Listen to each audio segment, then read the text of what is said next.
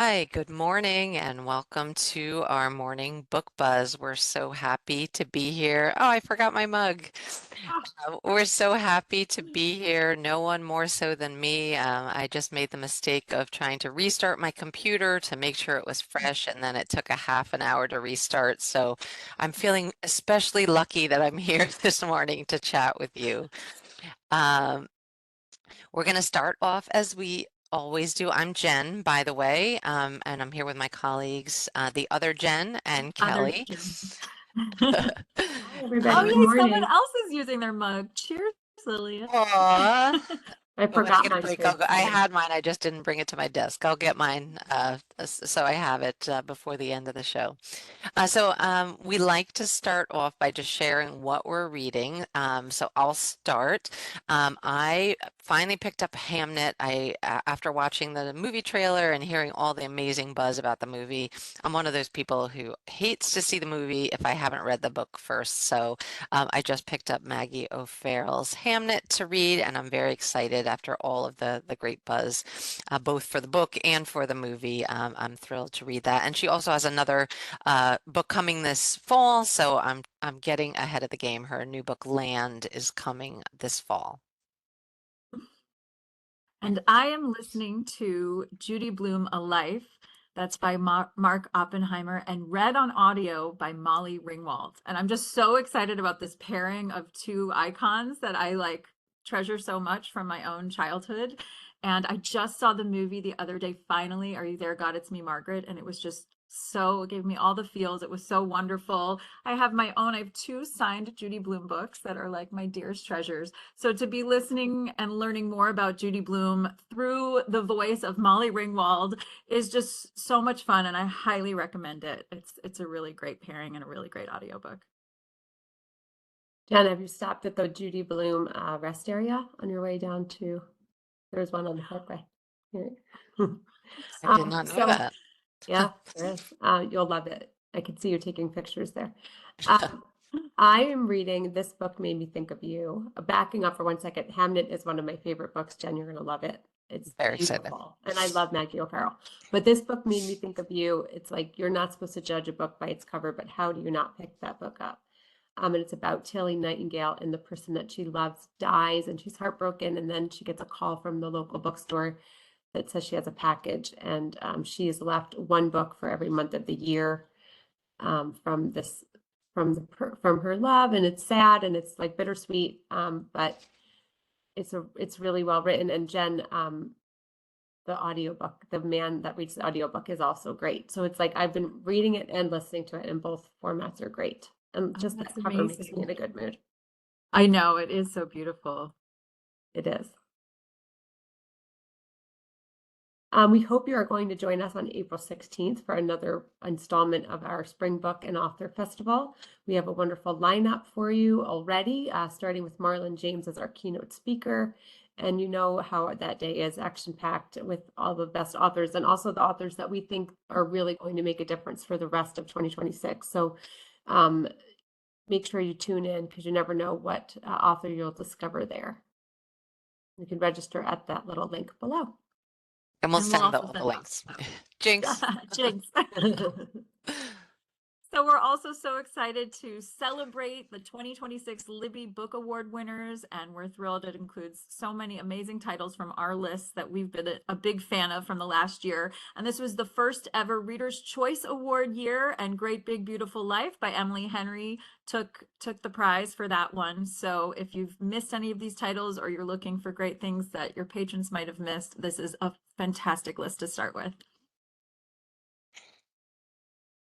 And we're also going to be at TLA later this month. I will be there. So if you will be there, please come to booth 311 and come say hi. And we also have some fabulous authors who will be in attendance, and we hope that you'll be sure to come check them out as well. And because we just like to stay busy, we'll also be at PLA, which is, as many know, overlapping. Kelly and I will be attending PLA in Minneapolis, And we really hope you stop by the booth if you are at that show. We have Colson Whitehead is doing the closing luncheon. We have some really amazing authors appearing both on panels and in the booth. So please do let us know if you're going to be there. We're happy to send our schedule, and we'd love to see you. Lots of galleys. We'll have lots of galleys to give away. Hopefully it's not snowing. Is that And possible? we have surveys. We'll put them in the chat. We would love to know if you're joining us. So we have a really easy way for you to let us know. So we'll be sure to put that in the chat during this Perfect. presentation so you can let us know if you'll be there.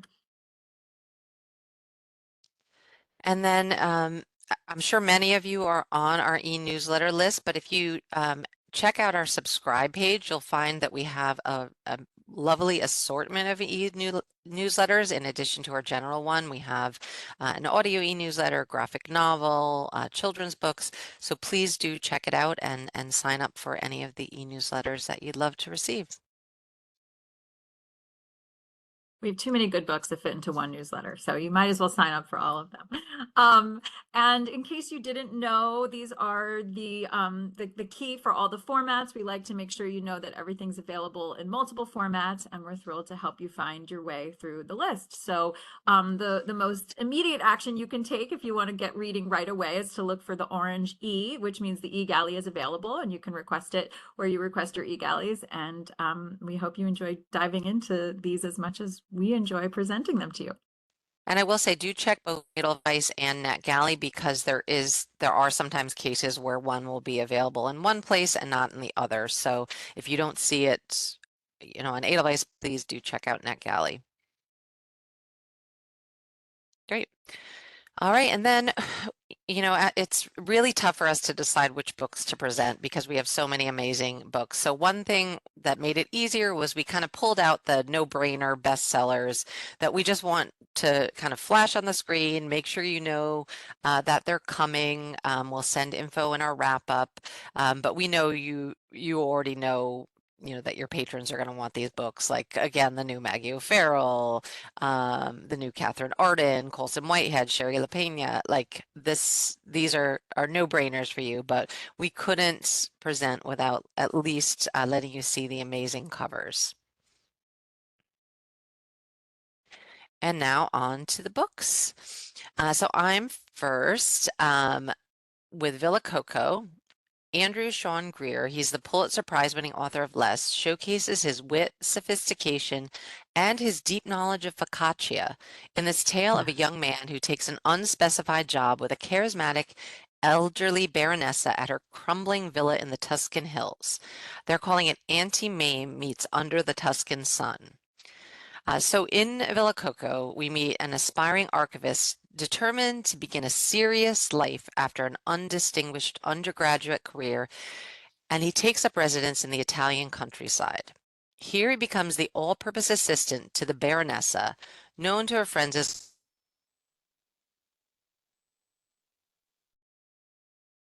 amid a chaotic and colorful milieu of gin-swilling princesses, incomprehensible handymen, roaming boar hunters, nuns, and other local wildlife, our young man does his best to catalog the villa's extensive collection of art and antiques, although he notices that things seem to go missing from right under his nose. Despite himself, he tumbles into an affair with a married man, complicating his future plans considerably. And when the Baronessa loses someone close to her, he becomes an unwitting accomplice in the acceleration of Coco's great and final plan to locate the love of her life and be reunited before it's too late. And next on this slide, another person with Pulitzer in their bio. This is a finalist for the Pulitzer Prize, Daniel Mason, who, of course, his most recent novel, Northwoods, was one of the New York Times 10 best books of the year. And his book, A Registry of My Passage Upon the Earth, was the finalist for the Pulitzer Prize. But he's won so many awards. He's been awarded the Guggenheim, the NEA Fellowship, the National Magazine Award, and the O. Henry Prize. So if that alone doesn't sell you on the fact that we know this is going to be beautiful writing, we think you should recommend this to fans of some of your patrons' favorite novels, rich in nature writing like Richard Powers' The Overstory or Lauren Groff's The Vaster Wilds, and also readers who love stories about families like Ann Tyler's 3 Days in June or Ann Patchett's Tom Lake. So many amazing comps for this beautiful new title. It's about a man named Miles who's a devoted husband. He's a doting father who's beloved for his outlandish bedtime stories, and he's also the proud owner of a truffle hunting dog in a land with no truffles. And he's also a bit lost because he's 12 years late with his PhD on Russian folk tales, and he's haunted by a sense that he's a disappointment to his family. So his wife accepts a visiting professorship at a college in faraway Vermont, and he decides this is the year that he's finally going to move forward with his life. And what we discover through this book is that he's described as someone who has a great capacity to fall in love with anyone, anywhere. He's just such a lovable character, and that's exactly what happens. He arrives in this new place. He finds himself entangled with a very eclectic, fun to read about cast of characters, very colorful, just like the folk tales that he loves to study. And so this is both joyous and absurd and life affirming, and it's an exploration of marriage and parenthood and the power of stories, which we love to read about, and how we find connection with other people. So, oh, and this is also really fun. There's some Easter eggs from Northwoods. So patrons who loved that book will find some hidden references to that book in Country People. And it's already gotten some beautiful reviews, and I think, you know, just like Northwoods, which book list called Northwoods, truly triumphant. So we expect no less from Country People.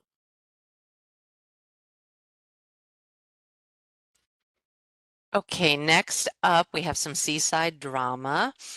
For all of you who are on vacation now, I love that people are joining in from vacation. Um, the next book from Jenny Jackson, I don't know how many of you know this, but Jenny's actually an editor at Penguin Random House. And I was just in the office for a sales conference and I ended up in an elevator with her. And it's so funny because she was always just an editor. And now I'm like, I was a little starstruck, like, ooh, it's Jenny Jackson. But she's just such a wonderful writer. And I feel like you're going to love her next book. The Shampoo Effect is perfect for book clubs, perfect for readers of Emma Straub, J. Courtney Sullivan, Curtis Sittenfeld, Claire Lombardo. Um, when Carolyn Lash arrives in Greenland, Massachusetts, she falls head over heels for Van Whitaker. He's a fleece-wearing, litter-collecting kayak enthusiast with long, floppy hair and the personality of a border collie. He was born and raised in this picturesque coastal village. He runs with the same crowd he did as a kid. His ex-girlfriend Bailey, a beautiful girl who attracts men like moths to a flame, Augusta, old money, horsey, and snobbish, and Fran, surrounded by brothers and sons too fed up with boys to ever consider marrying one. Together, the group runs wild through the marshes, beaches, and bars of Greenhead, drinking on houseboats, spending long afternoons sunbathing with their children, and playing games the way they always have. But when Bailey discovers that she's pregnant with Van's baby, the delicate balance of the group's friendship is thrown off. Soon Caroline is cast out of the circle, and what she does next, in a potent mix of fury and heartbreak, exposes long-held secrets and works the entire town of Greenhead into a lather. Dazzlingly funny, sexy, and as juicy as it is astute, The Shampoo Effect is a story of late-night parties, early mornings with small children, the dawn of midlife, and a group of old friends finally growing up despite their best efforts to the contrary. I couldn't think of something that screams "Be treed" more. I love the title too. I'm so curious. Like, Truly. And next up is Make Nice, a book that Ellen Hildebrand calls engaging and charming, perfect for your own summer vacation.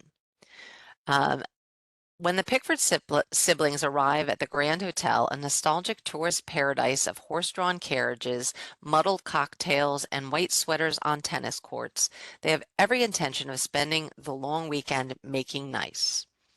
Pete, the nation's foremost expert on gastropods, those are mollusks if you did not know, is keen to wade around the lake in search of a rare and exciting Carthusian snail. Viv, reeling from the secret revelation that her husband is gay, is determined to put on a brave face for her daughter. And Corey, a charming, handsome grifter, has lucked into 5 pounds of cocaine he plans to sell to the first dumb rich guy he can find.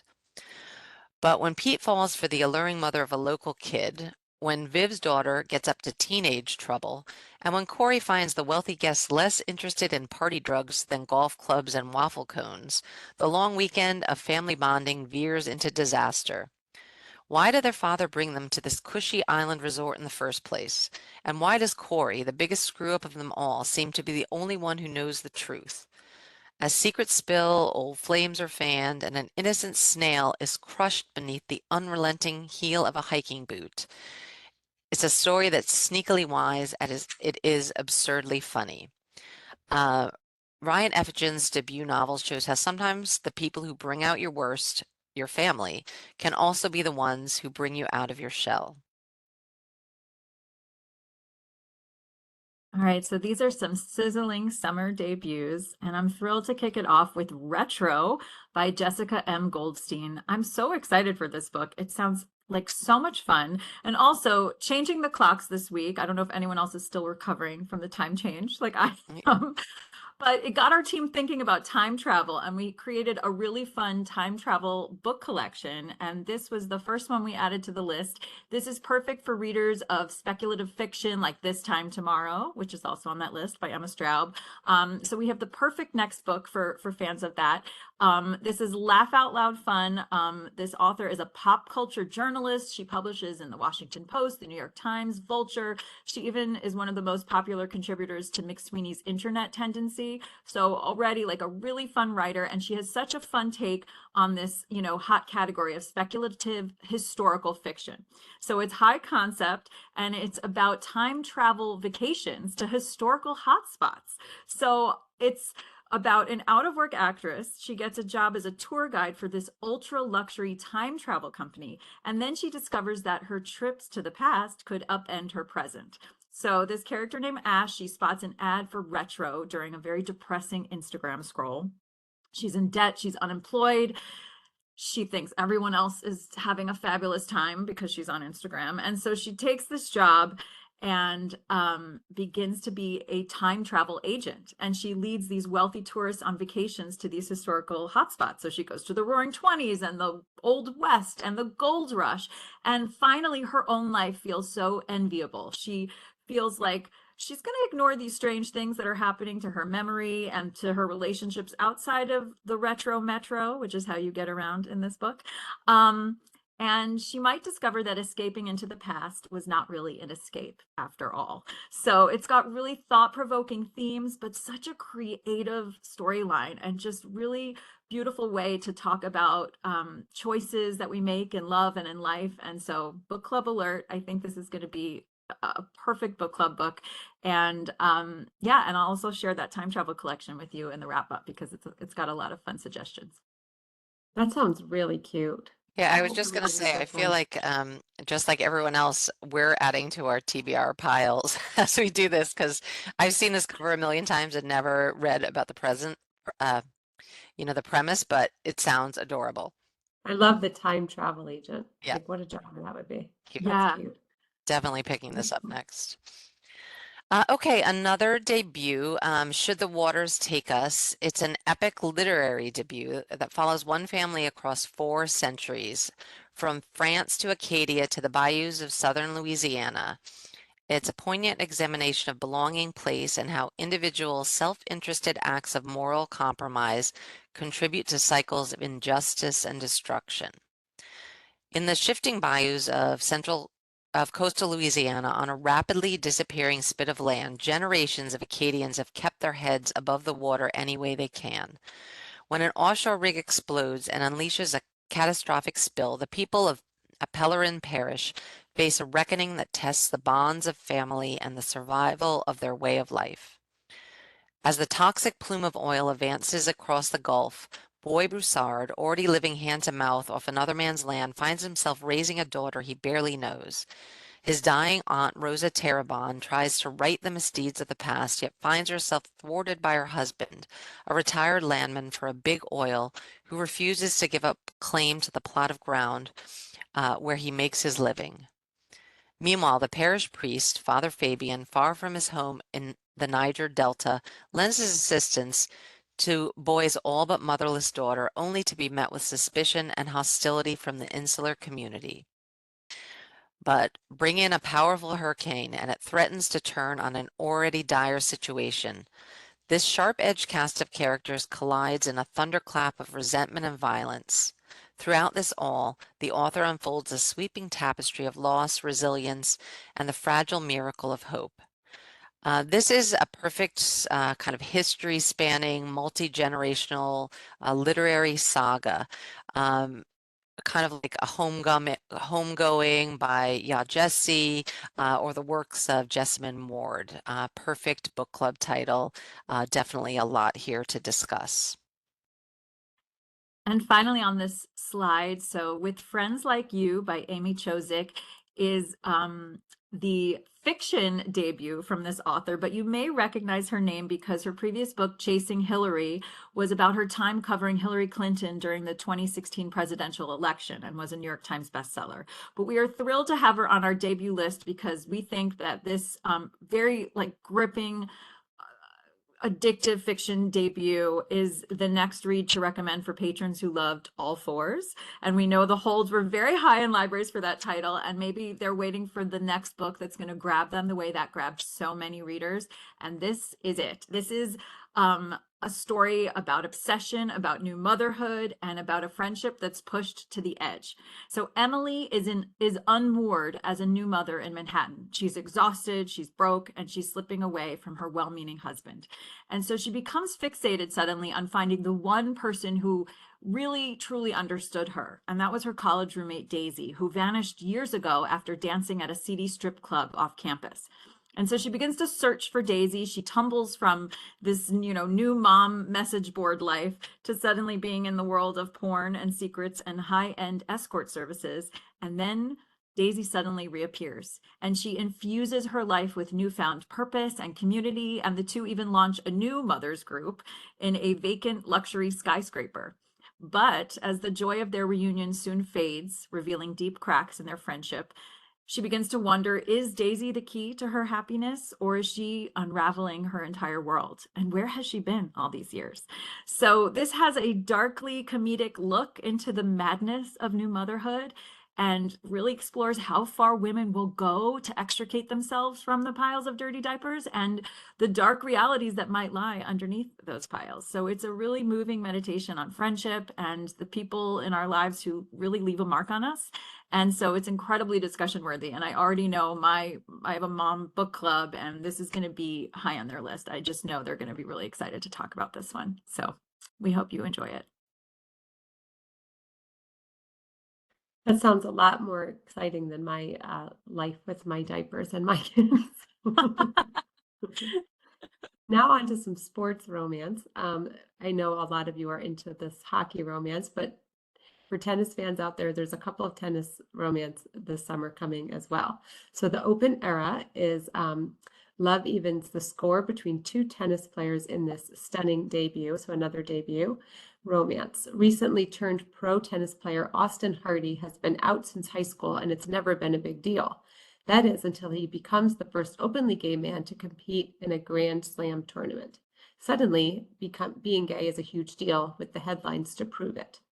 Unprepared for this new spotlight, Austin's anxiety disorder hits a breaking point, and he trips and falls at practice, right next to the very attractive, very talented, and probably straight Diego Cruz, who is also ranked second in the world. Two professional rivals start off as a friendship on the court, but between their flirty banter, mixed signals, and looming showdown, Austin is thrown further off his game by Diego. With the eyes of the world on Austin, the weight of history on his shoulders, and Diego across the net, he must decide whether love means nothing or if it means everything as he battles for the trophy during an electric 2 weeks at the US Open. This one will be fun. As you can imagine, there are tons of romance and tennis puns that are going to work very well with this book. Feel free to put your favorite puns in the chat. We Yes. always So now we have some epic coming of age novels, and we think these are really going to stay with you once you give them a read. And this first one, Little Wonder by Sophie Chen Keller, is from Jenna Bush Hager's new venture, Thousand Voices, which brought us the already beloved books Conform and Laws of Love and Logic. And this is perfect to recommend to readers of lifetime spanning stories, like buckle up and take a ride, exploring motherhood and reunion. So fans of books like Lion or Our Missing Hearts by Celeste Ng, or Ann Napolitano's Dear Edward, or Pachinko. I mean, all of those books, I think fans of those, this is the perfect book to recommend to them. It's made for book clubs, as you might guess from those comps, but it's about a musical prodigy and his mother who spend years searching for each other in this beautiful novel of hope, perseverance, and love. So in this book, we meet Song and River. Song is a food delivery worker from a village in northeastern China, and her son River is a little wonder. He's a musical prodigy, and at the age of 11, he's invited to study with an amazing teacher in Beijing. But in the chaos of the Beijing railway station on the busiest day of the year, Song faces every mother's nightmare. She loses her grip on his hand and is unable to find him after a desperate, harrowing search. And so this book takes you over days and weeks and eventually years as they fight to forge a path back to each other, Song and River, mother and son, and they carve out new lives that carry them farther apart. And this explores this extraordinary journey through modern Beijing, and it even includes a personal author's note about the author's own experiences with music and motherhood and why she decided to write this powerful, moving novel. So yeah, even just reading the description, like it grips my heart already. And also what's really interesting about this author is that she's a classically trained pianist herself. And so it really has that detail, like musicians who are reading this will love that attention to detail of learning about this pianist. And it also has, as you might expect, a really lyrical writing style. So it's a beautiful book about motherhood and identity and finding home. I love coming of age novels because I think they make perfect book club books. And the next one, The Future Perfect by Kay Kim, is the same. There's so much to talk about in this book. It's a radiant portrait of a young woman caught between cultures and what is lost and found in the struggle to succeed. Before you are anything, you are a daughter. At first, you are at home inside your mother, a beloved daughter, a vision of the future, but who will you become? As your family moves back and forth between Korea and the United States, you find yourself caught between two countries, prioritizing your future over her own happiness. Your mother marshals you through a childhood of homework and violin practice and academic achievement to shape you into the person she most wants you to be. Is hers the ultimate form of love? And despite her sacrifices, is there a world somewhere between your own motherland and your homeland that you can feel like your own?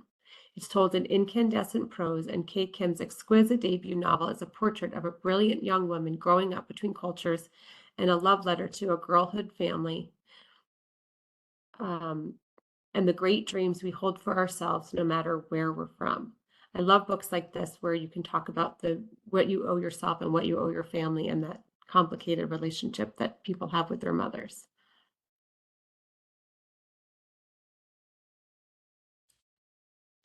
Okay, we're moving into fantasy and fairy tales.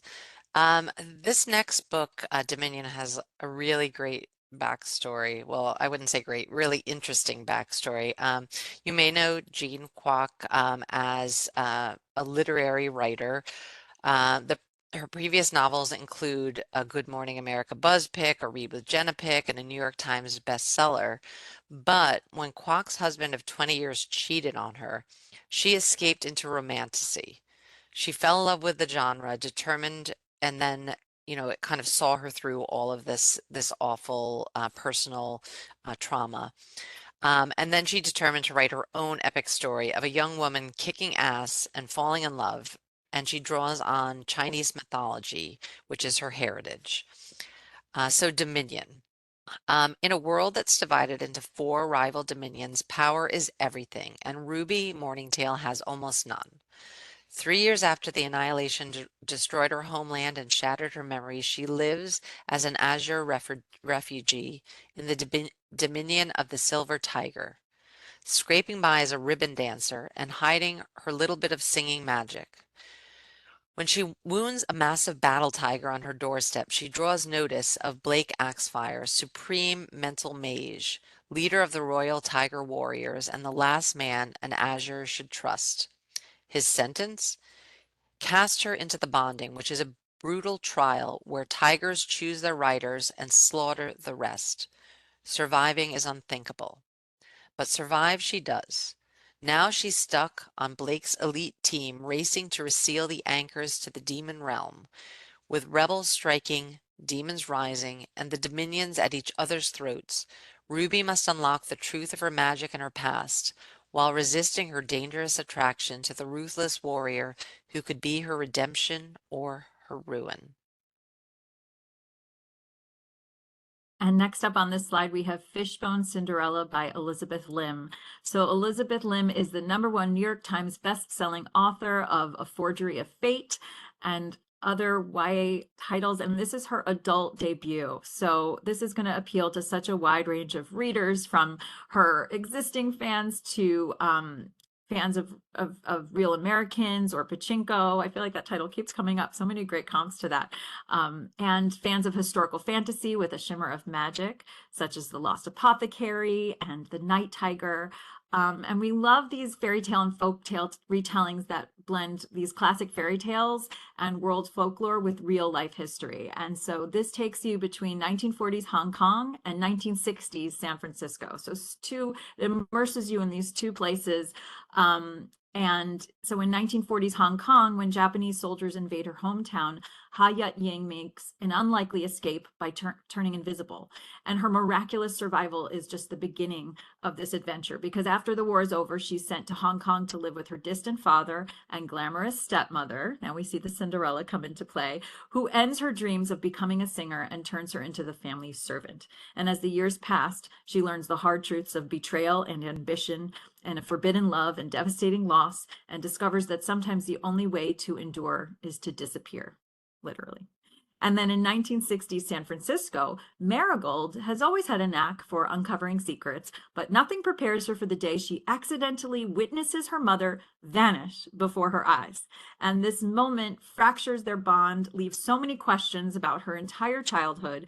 And then when her mother's condition suddenly deteriorates, Marigold is convinced she's the only person who can save her. So to do so, she must journey into the secrets her mother never shared and uncover the tragic fairy tale tinged history that their family has sought to forget. So this is tender and enchanting. It literally is like a great metaphor about like what does it mean to be seen. And it's another great mother-daughter story, which has also come up so much in this presentation. So it's just great historical fantasy that really takes you to another time and place. And we're so thrilled to welcome her to the adult list. And I'll just share one amazing quote so far that's come in from Kirsten White, who of course wrote The Fox and the Devil. And she says, "This is a vividly realized, heartbreakingly evocative exploration of love in all its forms, from the destructive to the transformative. Elizabeth Lim's adult debut cements her as one of the brightest voices in fiction. Don't miss this masterpiece." And then these two are really fun. I love this category, mythology with a twist. It's a really great companion to those other fairy tale and folklore titles. So in This Immortal Heart, fans of Greek mythology retellings, this is a must read for them. And what's fun about this is it adds an infusion of romantasy. So this is a really fresh spin. I mean, both of these are a really fresh spin on these stories that we already know about, these Greek gods and goddesses. And in this story, Jennifer Saint, in This Immortal Heart, focuses on the story of Aphrodite and Ares and their love triangle with Hephaestus. And this is a retelling that has both the tragic Greek mythology and a happy ending that will appeal to romantasy readers and the author's loyal fans. And this is interesting to me. The author, she had 13 years of experience as a high school English teacher before she was a full-time author. So how cool. It's like, you know, she really knows her classics, and now she's bringing them to readers in this fantastic new way. And we can't wait to read it. And then Catherine McGee is another author that's making her adult debut from her best-selling YA list. We're so thrilled to welcome her to our adult list. And this is really fun. This is Old Gods, New Rules. This is a truly modern day twist on ancient mythology, where she reimagines the Greek gods as a family of billionaires with all the messy drama that entails. So it brings the Greek gods into the 21st century. And so people who love, what is interesting about this too is that so many of the contemporary Greek god kind of tales have been for younger readers like Percy Jackson and lore. And so now there's really something for adult readers that fits into this same really fun category. And this is the first in a series. And it explores women's rights and women's wrongs. We have three amazing female characters that this gives voice to, the goddesses Hera and Aphrodite. And it's set against this really fun globe-trotting backdrop, from New York's exclusive private clubs to New Zealand to the Alps. And it's the story of love and revenge and secrets and sex and family is just going to be irresistible to all readers.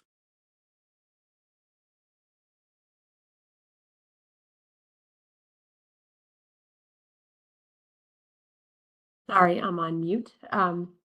Death on the Lanai. Okay, we're not sure if you guys caught. We've got some fun little murder mysteries for you.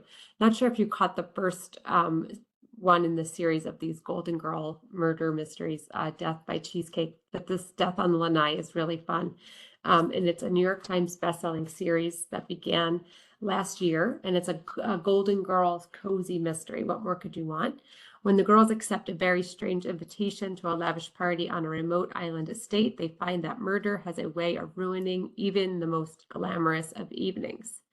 Blanche Devereaux's passionate dalliances are as plentiful as hot southern nights, and surely one can't be expected to remember all of one's suitors. But when the girls disembark the party's ferry at a small Biscayne Bay island and meet their secretive host, the memories come flooding back.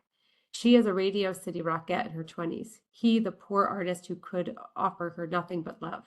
Fate drove them apart, but Declan, now a famous artist, professes that Blanche has always been his muse.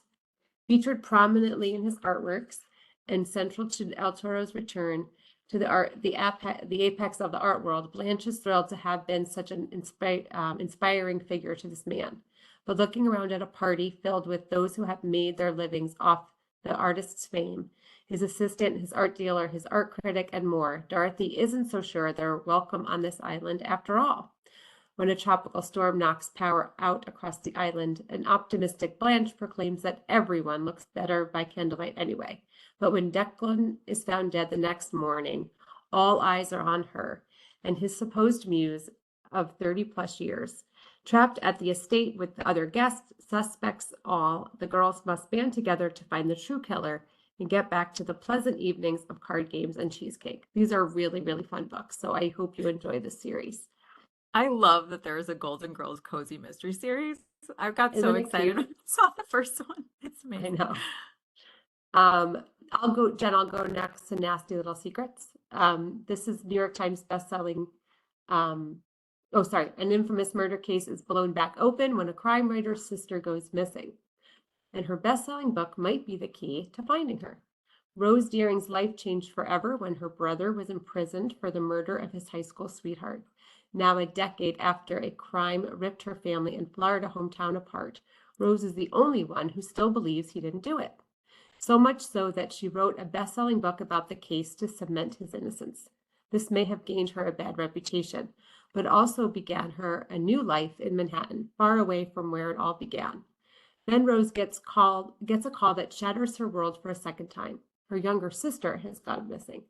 Back home and under the same roof as her family for the first time in years, Rose begins the search for her sister.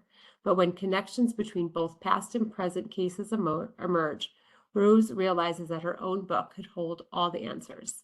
Propulsive and razor-sharp, Nasty Little Secrets is a cracking psychological suspense about family secrets and small-town scandal, which grips you until the final jaw-dropping twist. I was talking to somebody the other day that read this, and they said they could not put it down right from the first page. So it's like perfect little murder mystery. And I just dropped the letter that the author wrote into the chat so everyone can read. The author's also a Thanks, Jen. librarian. And yeah, and she wrote this great letter that I think you all will love. Great. So next, I'm old enough to remember the original Scream movie that I saw in the movie theaters, and not to So fair. mention Nightmare on Elm Street. Um, we kind of came of age during the slasher movies. So in Slasher Summer, we get a campy love letter to the slasher films of the 1980s, where seven friends reunite for a weekend of fun, only to be hunted down by a cold-blooded killer. But the real horror is not being able to escape who you were in high school.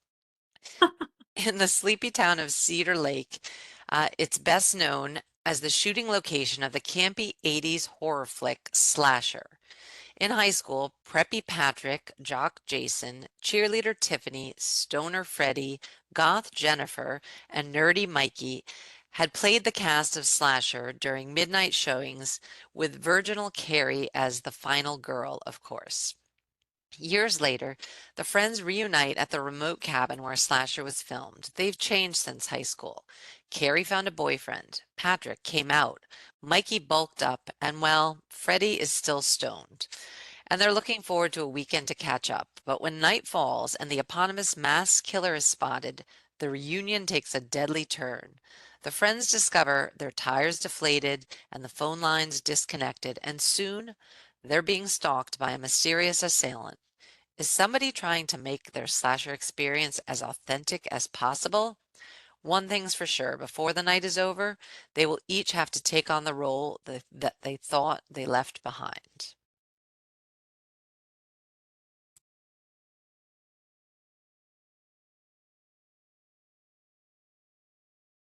Ellie, that's you. Oh, sorry. For some reason, I thought we were going to the next slide and I'm just Next. staring at it. Which one of you guys wants to be Goth Jennifer? Well, I'm wearing black today, so maybe. Oh, that's true. You get that. Shrink Solves Murders. This one is fun. A small town psychotherapist draws on all her knowledge of the human psyche to solve the murder of a patient in this warm and witty mystery novel by a real psychotherapist turned #1 internationally best-selling author. Living in picturesque coastal Sussex, Patricia Phillips enjoys her quiet life, walking the cliffs, shouting at poorly disciplined dog owners, telling tourists to keep their distance from the crumbling cliff edges, and cold water swimming. Then a body washes up near Beachy Head, upending her carefully curated life as she discovers the deceased is one of her clients. It's her 3 o'clock, in fact. The police chalk it up to suicide, but Pat sees things differently. She reads people, she understands them, their lusts, their loves, their quirks, their tics, their deepest desires. She looks, she listens, she watches. And, after all, she spends her days listening to secrets, resentments, fantasies, and motives. She's certain someone wanted Henry Clayton dead. With her chaotic best friend Pritchard, part-time poet, full-time middler, in tow, Pat swaps the therapist's couch for the crime scene. It's time to unpick the lies, untangle the egos, and catch a killer hiding in plain sight. I think this one's going to be really fun. This is the kind of mystery I like. Not too dark and creepy, but fun and like set on the cliffs of Sussex. I like it. Next up is Me, An Artful Dodge, back in London, or back in England, I should say. Victorian London comes to vivid life in this riveting heist novel about an all-female thieving gang and one young woman's heroic plan to escape a life of crime. She's stolen gems, purses, and hearts, but can she steal her life back from the ring of thieves that's claimed it? London, 1879, 20-year-old Kit Jemison has fingers so nimble she can nick a necklace off a lady in a crowded theater without raising alarm. Kit and her Dodge partner Mary are the highest earners in the notorious all-women thieving ring in South London's Elephant and Castle district. Kit, whose mother has been a thief before her, dreams of a different life, one where she's not constantly on the lookout for constables and plainclothes detectives, and where a mistake or pure bad luck won't land her in the hangman's noose. She has been saving her earnings so her younger sister, a maid for a wealthy family, might have a shot at respectability. Kit is very close to leaving the life entirely when the legendary former thief, Maggie O'Connell, brings her plans to a halt. Beautiful, charismatic Maggie has returned to reclaim leadership of the ring after 20 years in a brutal Australian penal colony. But Maggie desires more than mere wealth or power. She longs for revenge against those who sent her away. Kit, with her quick mind and dangerously clever hands, is Maggie's best weapon. If Kit wants to walk away with her life, she must carry out a heist that will demand every skill she possesses. Fun. And now on to A Dangerous Man. The Dangerous Man. The Gray Man meets the most dangerous game in this military thriller from a U.S. Special Forces veteran turned investigative journalist. There are rumors that in some corners of the world, wildlife poachers have become the prey themselves, hunted for sport, the sport of one man hunting another. Sergeant Jeremy Lopez is a U.S. Ranger serving in the highly secretive Regimental Reconnaissance Company, providing support on covert missions in West Africa. When Lopez accepts the wrong drink in the wrong bar from the wrong woman, her face is the last thing he remembers before waking up in a locked, dirty cell. It soon becomes clear that this no government facility, this is a holding cell for an elite hunting party, and Lopez has been chosen as their next quarry. These hunters started killing poachers who crossed their paths, and they've been building toward a more challenging game. But Lopez isn't prey, he's a hunter himself. When he's set loose into the wilds, Lopez knows that he'll need to get to work to do his job: survive, evade, escape, and kill. Former U.S. Army Ranger and Green Beret Jack Murphy delivers a military thriller that's as urgent and technically accurate as it is explosive, perfect for fans of Mark Greaney and Jack Carr.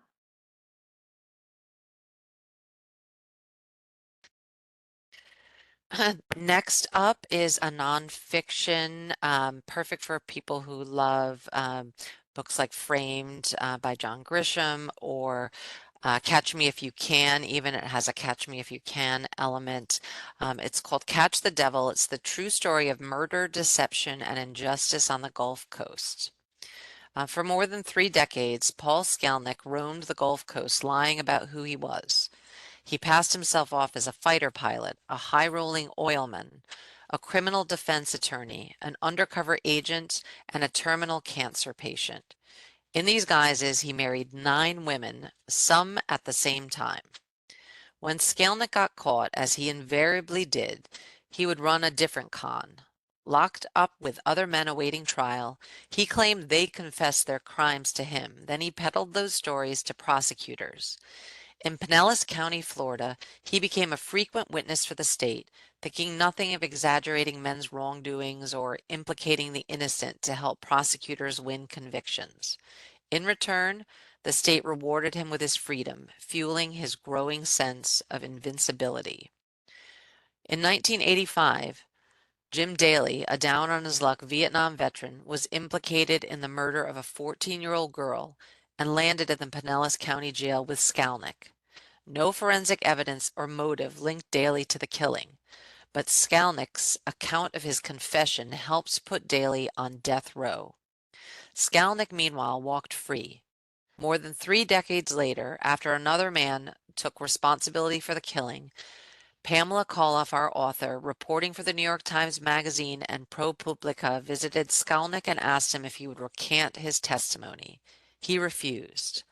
By then, Skalnick had caused untold damage to the women and girls he exploited, to the dozens of men he helped imprison, and to Jim Daly, who went on to receive an execution date.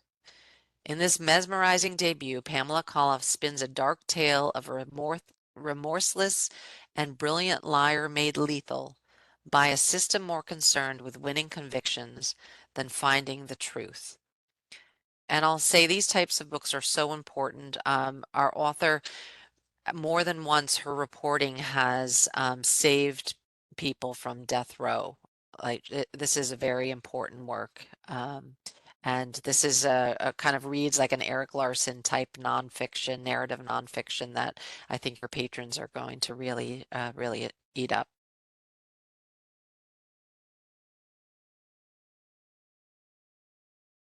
All right, so we've got some nonfiction for you here, A Resistance History of the United States. We think this will be a popular book this year, considering the 250th anniversary of the country.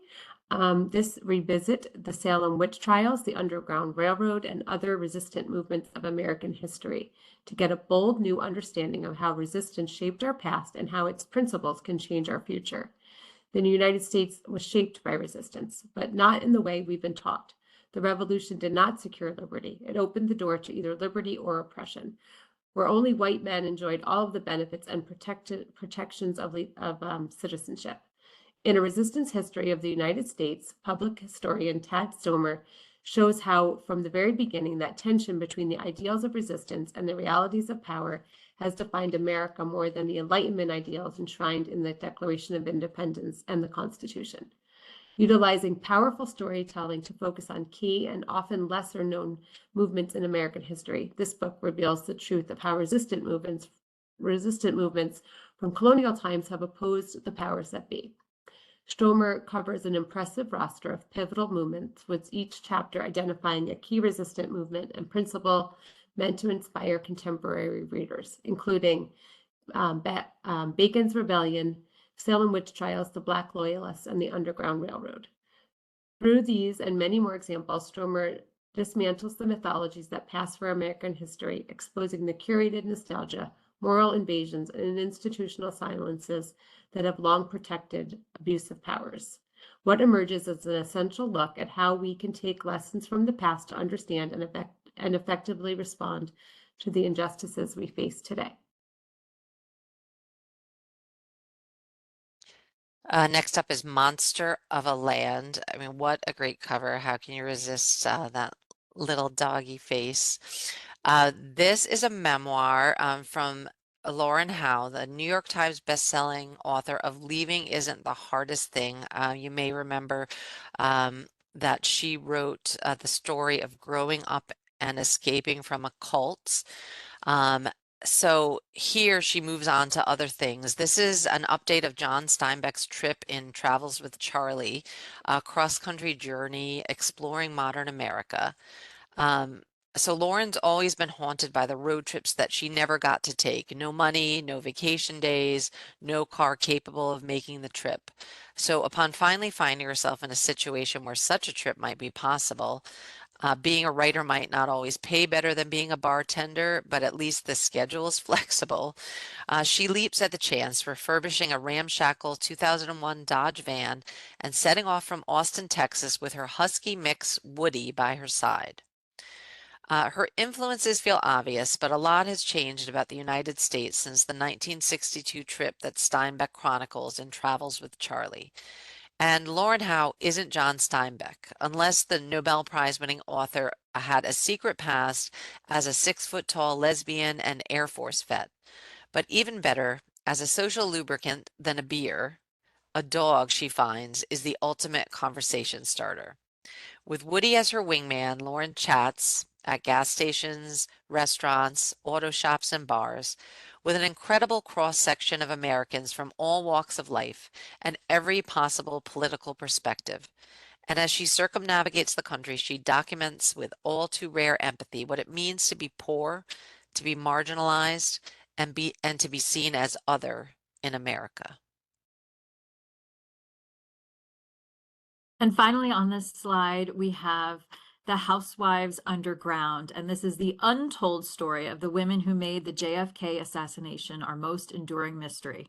And it's really a remarkable untold story about a network of amateur researchers who debunked the Warren Report, raising questions about JFK's assassination that remain unanswered to this day. And so it's a really riveting history of obsession, heartbreak, and the myth of the great American century. And this is by an Atlantic staff writer. It's already getting rave reviews. Liza Mundy, who wrote Code Girls, says it's so interesting and so well told. And so this will really appeal to readers who love reading books about overlooked women in history. Unfortunately, there are too many of those. And it's going to intrigue a new generation, hopefully, about this story. It's deeply researched with amazing sources, because she is a star staff writer at The Atlantic, Caitlin Tiffany is, and she traveled the country and gained access to thousands of documents and never before seen letters to put this together. So it's got really timely themes, even though it's about history. And there's also, as we know, this perennial appeal of JFK. I mean, there's even a new show on TV about his family, obviously. And so this just continues to grip people's attention. And even as recent as March 2025, when there was declassified records that were released about the JFK assassination, there's just been millions of searches. So this is a topic that really interests readers, and it will take them through the 60s and the 70s, when Americans really began questioning what the government was telling them. And so you get to meet these three incredible women who bring to light it brings to light the overlooked role that they played in asking really important and hard questions about this very shocking event in American history. So we think it's just a really fascinating and unique title to add to your nonfiction list. And now I'm going to end with some audiobook news. So you might have heard last week were the Audio Awards, the Oscars of the audiobook world. And we're so thrilled to celebrate our 5 2026 Audio Award winners. You can see them there on the screen. And you can head over to our blog. If you haven't listened to all of these, or if you're curious about them, you can listen to clips and learn more about these truly amazing titles. And they're also unique too. I mean, there's something for everyone on just that list of even just 5 titles, and are a great way for people who love audiobooks to discover their next great listen, or if they don't listen already, these are a great place to start. And then I wanted to just end with 3 author-read audiobooks. So if we could go to the next slide, we'll end. We're going to keep you in suspense. What are these next 3 titles? There we go. New author-read audiobooks. And these also really leave something for everybody. There's such a diverse list just within these 3, all read by the author, though. And I think that adds just a really specific, unique appeal to listeners who are interested in these books and might want to try the audio version. Of course, Lena Dunham, everybody knows for her frank reflections and her series Girls. And this is her new book on illness, fame, sex, and everything in between. And it's in her unmistakable voice. And she explores whether fulfilling her creative ambitions has been worth the pain. And for Inside the Box by David Epstein, he's a hugely in-demand speaker. He has TED Talks on human performance that have been viewed more than 12 million times. So people really like listening to David Epstein, and we think they're going to love hearing him read his audiobook. And then finally on this slide, big fan is from Michael Schur and Joe Poznansky, and they have a podcast together. So how much fun that you can get to hear these beloved podcast co-hosts narrate their audiobook. Michael Schur, if you don't know, is the Emmy Award-winning producer who co-created Parks and Rec and Brooklyn Nine-Nine and The Good Place, and has such an amazing comedic voice. And then Joe is the New York Times bestselling author of many books about sports, like Why We Love Baseball, Why We Love Football. And together they've hosted over 160 episodes of the Podcast. So they have incredible chemistry, and this is going to be a wonderful listen to hear them both talk about the sports that they love. And that's it. That's it. Cheers. Thank you for We did tuning it. in. I got it. Thanks, everybody. Have a good Thanks, day. everyone. Have a great month. Bye. Bye. See you at PLA and TLA.